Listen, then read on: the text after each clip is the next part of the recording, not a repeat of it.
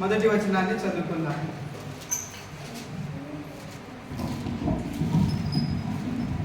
హెబ్రీయులకు రాసిన పత్రిక 12వ అధ్యాయము మొదటి వచనం చదువుకుందాం. ఎవరైనా తీసినటువంటి వాళ్ళు చదవండి దయచేసి.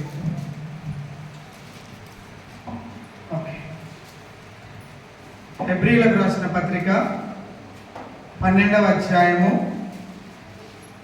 మొదటి వచనము 2వ వచనం కలిసి ఉన్నాయి కనుక అందరం కలిసి చదువుకుందాం. ఓకే.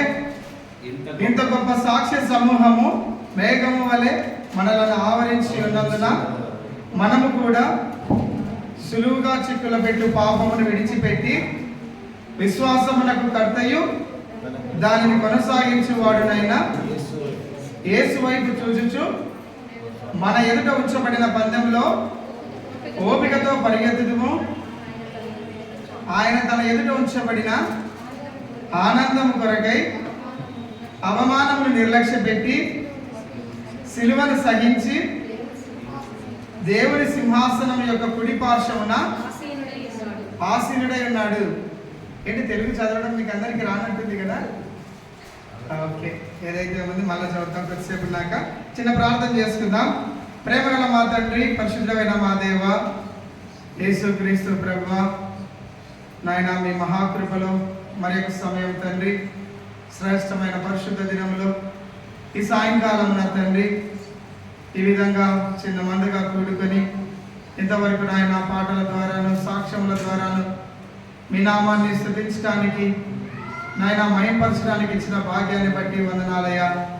కొద్దిపాటి లేఖన భాగాలు ధ్యానిస్తుండగా నా తండ్రి అయోగ్యుని అపాత్రుని ప్రభువా మీ శిలువ చాట మరుగుపరచండి అయా. మీ సన్నిధిని మాతో ఉంచండి ప్రభువా. నిష్ప్రయోజకమైన దాసుడని తండ్రి మీ ఆత్మ చేత నడిపించండి ప్రభువా. పరిశుద్ధాత్మ దేవ, పరలోకపు తండ్రి, అందరి హృదయములు ఎరిగున్న దేవుడవయ్యా, మా అందరితో మీరు మాట్లాడండి. ఈ సమయం అంతటిని మీకు మహిమకరంగాను మా జీవితాలకు ఎంతో ఆశీర్వాదకరంగాను ఉంటున్నట్లు మీరు ఈ కృప చూపించమని, ఏ విధమైన డిస్టర్బెన్స్ లేకుండా శత్రుకార్యాన్ని కూడా లయపరుస్తూ రండి ప్రభు. సంపూర్ణంగా నాయన సమస్త ఘనత మహిమ ప్రభావములు మీకే చెల్లిస్తూ నజరేయుడైన యేసుక్రీస్తు నామమున స్తుతించి ప్రార్థించి అడిగి వేడుకుంటున్నాము తండ్రి, ఆమేన్. సో అందరు బాగున్నారా? గుర్తున్నానా నేను కదా? కొంచెం గుర్తున్నా కదా? వాయిస్ విన్న తర్వాత ఎక్కడో ఒక నెల ముందు నెట్టుంది అనిపిస్తుందా? ఏం వస్తున్నారో నా మర్చిపోయామంటారా? ఓకే, సరే. మనం చదువుకున్నటువంటి లేఖన భాగాన్ని మనం గమనించినట్లయితే, ఇంత గొప్ప సాక్ష్య సమూహము మేఘము వలె మనలను ఆవరించి ఉన్నందున మనము కూడా ప్రతి భారమును సులువుగా చిక్కుల పెట్టు పాపమును విడిచిపెట్టి, అనగా 11వ అధ్యాయంలో ఉన్నటువంటి సమూహాన్ని తెలియజేస్తూ, అలాగే మరి పాపమును కూడా విడిచిపెట్టి విశ్వాసమునకు కర్తయు దానిని కొనసాగించువాడునైనా యేసు వైపు చూచుచు. మరి విశ్వాసమునకు కర్తయు అన్నప్పుడు మనకు కింది భాగంలో మరి ఏమని రాసిందండి? మూల భాషలో సేనాధిపతి కదా. ఏమని రాసింది అంటే విశ్వాసం ఉంచే వారందరికీ కూడా ఆయన ఎవరు? సేనాధిపతి. ఇంగ్లీష్ బైబిల్లో బాగుంటుంది, he is author and finisher of the faith కదా. ఆయనే మొదలు పెడతాడు, ఆయనే ముగిస్తాడు కదా. మనం చూస్తాం ప్రకటన గ్రంథంలో కూడా ఒక మాట ఉంటుంది, 1వ అధ్యాయం 10వ వచనంలో, అల్ఫాయు ఒమేగాను అంటే ఆరంభించువాడను కదా. మనం గమనించినట్లయితే నిజంగా ఈ యొక్క విశ్వాసానికి కర్త ఎవరు అంటే యేసుక్రీస్తు ప్రభువారు. ఆయన సేనాధిపతి అయి ఉండి మనలో ఆయనే ఆ కార్యాన్ని ఆరంభిస్తున్నాడు, ఆయనే ముగించేంత వరకు కూడా మనలో ఉండి కార్యం జరిగించేటటువంటి వారిగా ఉంటా ఉన్నాడు. మరి ఈ యొక్క సులువుగా చిక్కులు పెట్టే పాపము నుంచి అనేకమైనటువంటి పరిస్థితుల నుంచి మనం విడిచిపెట్టి విశ్వాసమునకు కర్తయు దాన్ని కొనసాగించువాడునైనా యేసు వైపు చూచుచు మన ఎదుట ఉంచబడిన పందెంలో ఓపికతో పరిగెత్తాలా. ఏం చేయాలంటండి? పరిగెత్తాలంటే కొన్ని గేమ్స్ ఉంటాయి, ఎంత ముందుకు పరిగెత్తినా అక్కడే ఉంటాం గమనించారా? ఎలా ఉంటాయంటే ఆ గేమ్స్, మనకు ఒక తాడు కట్టింటారు, మనం పరిగెడతా ఉంటాం కానీ అక్కడే ఉంటాం. ఇంకొన్ని గేమ్స్ ఎట్లా ఉంటాయి, మనం ఎంత పరిగెత్తినా కానీ వాళ్ళు పెట్టిన ఫ్రేమ్లోనే ఉంటాం, తిరిగి ఆడికే వచ్చేస్తూ ఉంటాం. అంటే దీన్ని బట్టి మనం గమనించాల్సింది ఏంటంటే మనం ఎటువైపు పరిగెడతా ఉన్నాం. దేవాది దేవుడు ఏమంటున్నాడు? విశ్వాసానికి కర్తయు ఆయనే ఆరంభించేవాడు, he is the author and finisher of the faith కదా.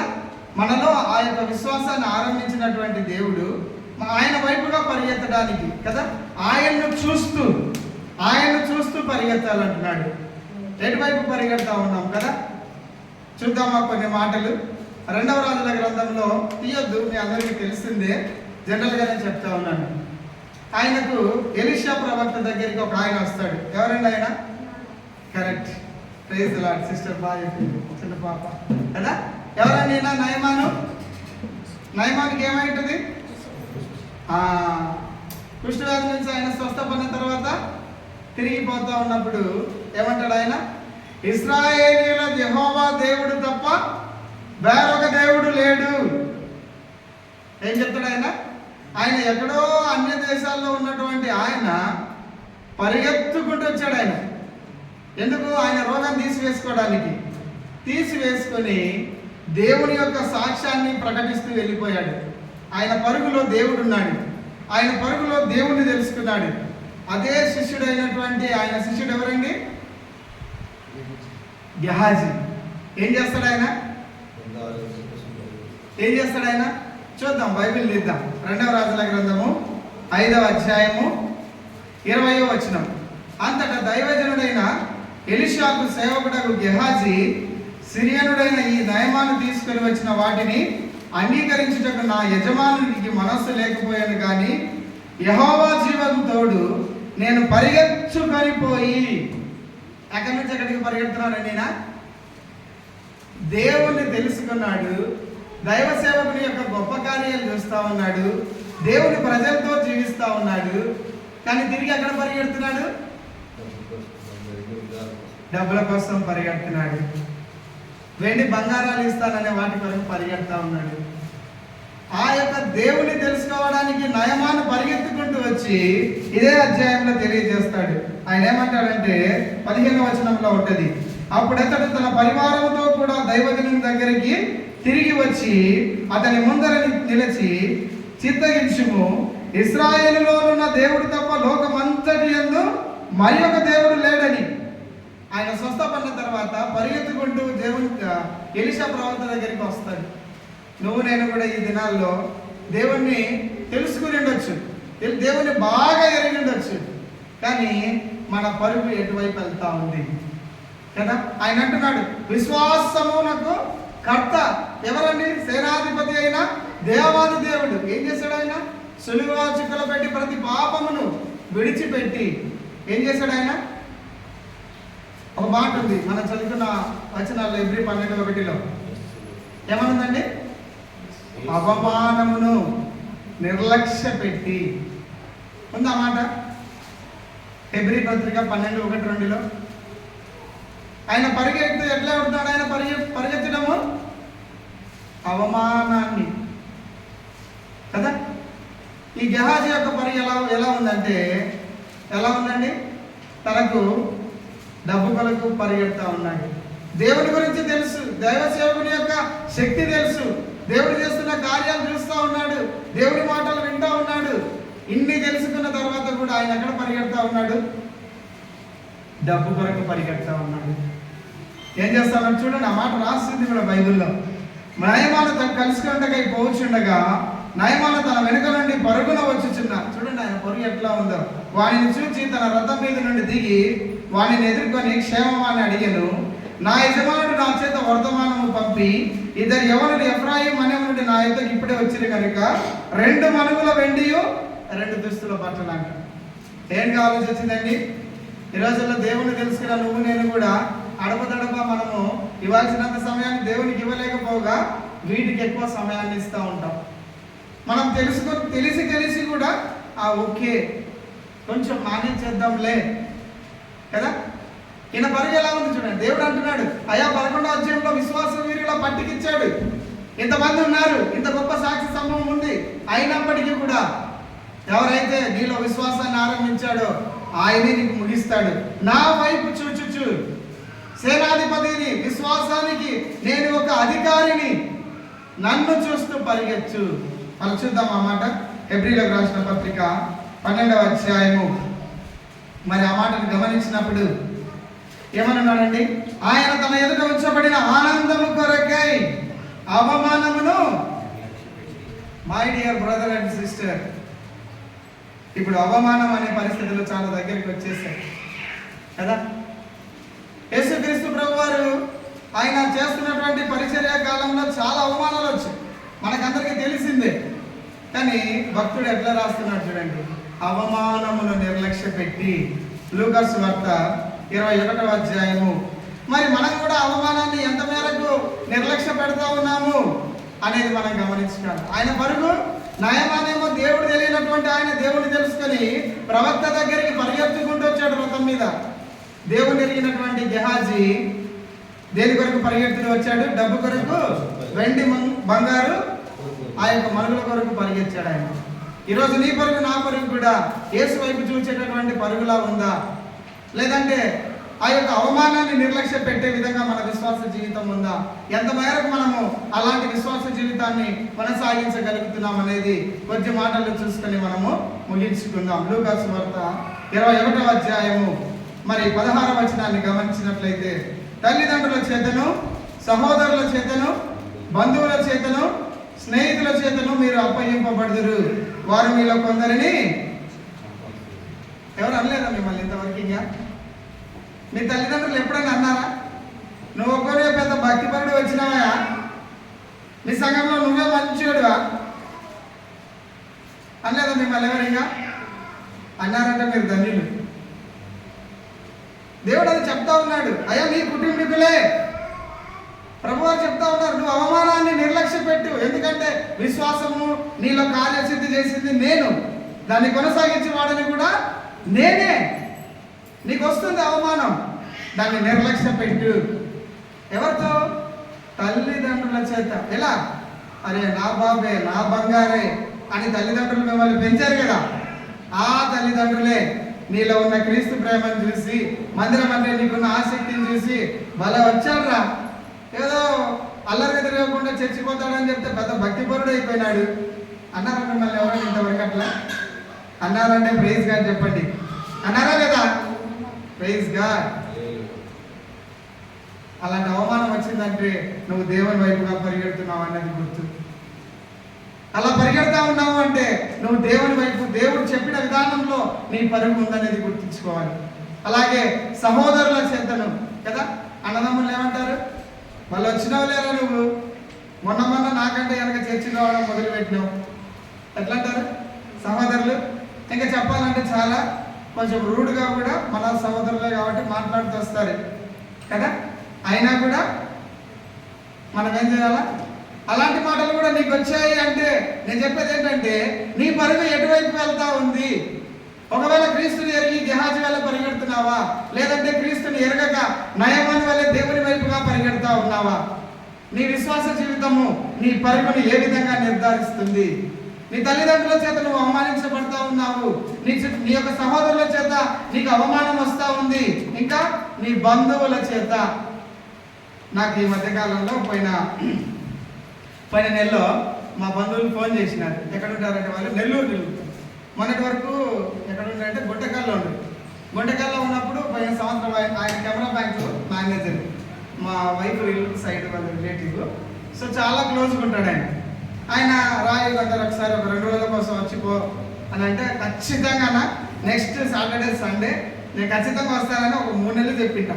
అదేమాట తిప్పి ఆయన నాకు ఫోన్ చేయడం మానేసినాడు. నేను అనుకున్నాను ఖచ్చితంగా దసరాకి వెళ్దాము, హాలిడేస్ ఎక్కువ పిల్లలు కూడా తీసుకొని ఇలా వెళ్దాం అనుకుంటే ఆ టైంకల్లా ఆయనకు ట్రాన్స్ఫర్ అయ్యి నెల్లూరుకి వెళ్ళిపోయినాడు. ఇప్పుడు నెల్లూరుకి వెళ్ళిన తర్వాత ఫోన్ చేస్తున్నాడు, నీకు హైదరాబాద్లో ట్రైన్ ఎక్కితే డైరెక్ట్ నెల్లూరులో ట్రైన్ దిగితే ఎదురుగా మన ఇల్లు అంటున్నాడు. ఎట్లా అంటున్నాడంటే ఎదురుగా మన ఇల్లు ఆయన అదే ట్రైన్కు హైదరాబాద్కు ఏదో మీటింగ్ ఉంటే కెనరా బ్యాంక్ స్టాఫ్కు మన ఇంటికే వచ్చి పోయినాడు. మొత్తం వివరించిపోయినాడు రూట్ మ్యాప్ అంతా. ఎట్లయిపోయిందంటే పోలేనటువంటి పరిస్థితి. మా బంధువులు ఫోన్ చేసి, మీ వానికి ఏం చెప్పకూడదు అనుకుంటున్నాము, చాలా పిలిచినాం మేము, అసలు మీ వాడిని అడగడమే మానేసినాము, ఇంకా మా అత్త మామ అయితే ఇంకా అనరాని మాటలు లేవు. నీకు తెలిసిందే ఏ ఇంట్లో పిల్లని చేసుకున్నామంటే మీకు తెలిసిందే కదా అత్త మామలు. ఇప్పుడైనా తొందర ఎందుకు, పిల్లలు చిన్నోళ్ళు ఉన్నారు కదా, కొంచెం పెద్ద కానీ మస్తు ఏమని పరిచయం లేదా, ఇలాంటి మాటలు వస్తూ ఉంటాయి. వచ్చాయి అంటే ఖచ్చితంగా నువ్వు దేవుని నామాన్ని మైంపరచాలి. నీ పరుగు దేవుని వైపు వెళ్తూ ఉన్నావు. ఇంకా నీ స్నేహితుల చేత కదా, తోటి స్నేహితులు ఎట్లుంటారో మనకందరికీ తెలిసిందే, పెద్ద వివరించాల్సిన అవసరం లేదు. కానీ ఇలాంటి మాట వస్తూ ఉందా, నీ పరుగు దేవుని వైపు ఉందా? ఎటువైపుగా ఉంది నీ పరుగు? ఎటువైపుగా ఉంది నీ పరుగు కదా? చాలా శ్రమ వస్తున్నప్పుడు, మనకు నిందలు వస్తూ ఉన్నప్పుడు మన పరుగు ఎట్లా ఉంటుంది? ఎట్లా ఉంటుందని మన పరుగు కొంచెం కదా స్లో అయినప్పటికీ కూడా పర్వాలేదు. ఎందుకంటే మన విశ్వాసం ఇచ్చిన దేవుడు గొప్పవాడు. ఆయన అంటున్నాడు, వారు మీలో కొందరిని చంపితురు కదా. ఎన్ని జరుగుతలేవండి ఈరోజు, ఎన్నో విషయాలు మాట్లాడుకుంటున్నాం క్రైస్తవ మరణాల గురించి కదా. ఎవరో కాదు వాళ్ళు ఆయనకు అప్పగించింది, మనకు తెలిసిన వాళ్ళే అప్పగించుంటారు. వాడు ఎక్కడుంటాడు, ఏం చేస్తాడు అని మన చుట్టుపక్కల తిరిగే వాళ్ళు చెప్తే తప్ప వాళ్ళకి తెలియదు. ఇలాంటి సాక్ష్యం మనం కలిగి ఉంటున్నాం కదా. మన పరుగు ఎటువైపు వెళ్తా ఉంది? దేనో ధనాన్ని ఆశించి, ఇంకొకటి ఆశించి పేరు ప్రఖ్యాతులు ఆశించి మనము దేవుణ్ణి విడిచి దేని వైపుగానో పరిగెడతా ఉన్నామా? లేదంటే దేవుడు చెప్పిన విధానంలో మన పరుగు పందెం ఉందా? ఇలాంటి అవమానాలు వచ్చినప్పుడు మనం చూడొచ్చు. లూకాసు సువార్త 21వ అధ్యాయము మరి 17వ వచనంలో, నా నామము నిమిత్తము మీరు మనుషులందరి చేత, నిజంగా మీరు అందరు మిమ్మల్ని చూ అంటున్నారు అనుకో, దేవుని కాడికి వస్తున్నప్పుడు అలాగే థ్యాంక్స్ చెప్పండి, మీకు ఆశీర్వాదం వచ్చింది. ఏమొచ్చింది మీకు? నిజంగా చెప్తున్నా, మీకు ఎవరైనా సరే, అది తల్లిదండ్రులు, బంధువులు చెప్పారు చూడండి, పట్టికిచ్చారు 21:16లో. తల్లిదండ్రులు, సహోదరులు, స్నేహితులు, బంధువులు, వీళ్ళందరూ కాకుండా ఇంకా ఏమంటున్నాడు? మీరు మనుషులందరి చేత. పెద్ద భక్తి పనులు వచ్చాడండి, ఆదివారం వచ్చేసరికి తెల్లంగా వేసుకొని కనపడతాడు, లేదంటే ఈయన సంకల బైకులు వేసుకొని బాగా తిరుగుతుంటాడు ఊరల్లా కదా. అది ఎవరు మనల్లే కాదు, అందరూ అనకాల. అందరూ అనుకున్నారా? థ్యాంక్స్ చెప్పండి వాళ్ళకి, ప్రైజ్ లార్డ్ చెప్పండి. వాళ్ళ చేత నువ్వు అవమానించబడుతున్నావు అంటే నీ పరుగు దేవుని వైపుగా ఉంది. ఆయన చెప్పిన విధానంలో నువ్వు పరుగెడుతూ ఉన్నావు కదా. మరి అలాగే మనం ముందుకు వచ్చినప్పుడు, అందుకే ఆ మాట 18వ వచనంలో చూడండి, నా నామము నిమిత్తం మీరు మనుషులందరి చేత ద్వేషింపబడుదురు కానీ మీ తల వెంట్రుకలలో ఒకటైనను నశింపదు కదా. చూడండి, మనం అనుకుంటే ఏమంటామంటే, తాత్కాలికమైన ఈ శరీరంతో ఉన్నప్పుడు కొంత క్షేమం జరగకపోతే ఏమంటాం? ఒకటైనా రాలేదన్నాడు కదా, ఇలా ఎందుకు జరిగిందని. దేవుణ్ణి మనం ఎప్పుడైనా కానీ ఉన్న వాక్యాన్ని పాటించడం తప్ప తిరుగు ప్రశ్న వేయడానికి మనకు ఏ అధికారం లేదు. ఎలాంటిదండి మన జీవితము? నీటి మీద బొడగ వంటిది, ఆవిరి వంటిది. దేవుడు అనుకున్నప్పుడు అది ఎంతలోనైనా కానీ మన శ్వాస ఆపడం ఆయనకి పెద్ద విషయం కాదు. ఆయన అనుమతించాలండి అంతే. ఏదైనా శ్రమ వచ్చిందంటే అదేదో నష్టం జరిగిందని కాదు, అది ఆయన అనుమతించాడు. ఆయన అనుమతించకపోతే ఇన్ని రోజులు జరిగింది, ఇప్పుడే ఎందుకు జరగాలి? కాబట్టి దేవుడి చిత్తాన్ని మనం గమనించుకుంటూ వెళ్ళాలి మన యొక్క విశ్వాస జీవితంలో. అలాగే ముందుకు వెళ్ళినప్పుడు మీరు మీ ఓర్పు చేత మీ ప్రాణములను కదండి, ఈ పైన 16, 17, 18వ వచనంలో నెరవేరాలంటే మీకేముండాలా? ఎన్ని కేసులు ఉందండి మీ దగ్గర చెప్పండి అక్క, చెప్పండి అక్క, పరిమళక్క, ఎన్ని కేసులు ఉంది మీ దగ్గర ఓర్పు? ఇది కొంచెం టఫ్ క్వశ్చనే, చెప్పాలి మీరు. కనీసం నాకు చెప్పకపోయినా మీ ఓర్పు ఎట్లా ఉంది? ఆత్మఫలంలో చెప్తాం కదా 9 గుణగణాలు, అందులో ఒకటి ఏంటండి? దీర్ఘ శాంతం, లాంగ్ సఫరింగ్ కదా. దీర్ఘ అది ఓర్పులో ఒక భాగం అంతే. అది ఓర్పు కూడా కాదు. దీర్ఘశాంతం అనేది ఓర్పుకు ఒక మెట్టే, అది ఆరంభమే. కానీ ఓర్పు అనేది చాలా కావాలి కదా. అవమానమును నిర్లక్ష్య పెట్టని చెప్పుకుంటే కాదు, అవమానాన్ని నేను నిర్లక్ష్య పెడుతున్నానని మాట్లాడితే కాదు. వస్తుంది, నింద వస్తుంది, అవమానం వస్తుంది, ఉమ్ము వేయాల్సి వచ్చిన పరిస్థితి వస్తుంది.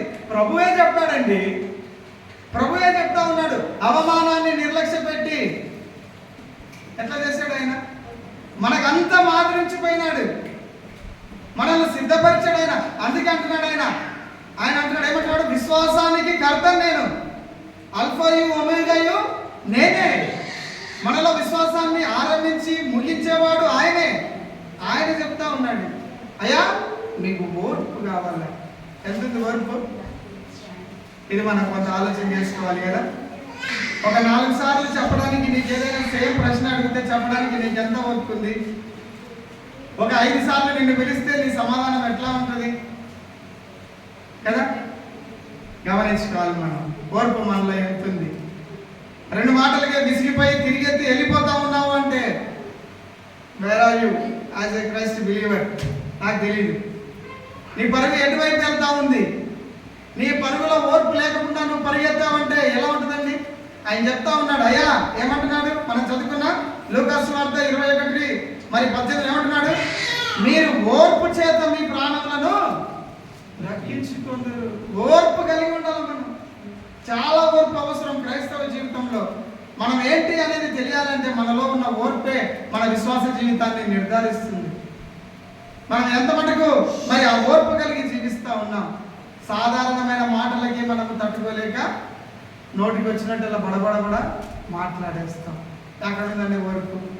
తోటి క్రైస్తవునే ఓర్చుకోలేని నువ్వు నేను, మరి క్రైస్తవేతరుల దగ్గర నువ్వు ఎంత మటుకు ఓర్పుని కనపరిచి నీ విశ్వాస జీవితాన్ని వారి ముందు క్రైస్తవ సేవకుని లేదంటే క్రీస్తుని వెంబడించే వాడిని అని ఎలాగూ చెప్పగలుగుతావు? విశ్వాసమునకు కర్త చెప్తా ఉన్నాడు ఆయన. అయ్యా నువ్వు అవమానం వచ్చిందంటే ఓకే, బేర్ చేయి, నేను అనుమతిస్తా ఉన్నాను. అలాంటి సిద్ధపాటులోకి రావాలి. అందుకే మనుషులందరి చేత నువ్వు దేశించబడతావు కదా. ఎంత అవమానం వచ్చినా దేశింపబడతావు. అలాగే మరి ఈ విధంగా మన యొక్క విశ్వాస జీవితంలో మనం ఎటువైపుగా పరిగెడతా ఉన్నాం. అలాగే ముందుకు వచ్చి మరి లూకా సువార్త 21వ అధ్యాయము మరి 34వ వచనము గమనించినట్లయితే, మీ హృదయములు ఒకవేళ తిండి వలనను మత్తు వలనను ఐహిక విచార